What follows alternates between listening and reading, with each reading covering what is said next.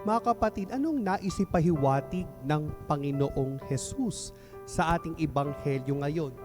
Tinutukoy niya ang kalidad ng ating pagsunod sa Kanya. Kasi madaling sabihing tagasunod ako ni Hesus. Madaling sabihing binyagang Kristiyano ako. Madaling sabihing gusto kong mapabilang sa kaharian ng Diyos. Pero what does it take to be a true disciple? Ano ang hinihingi sa atin?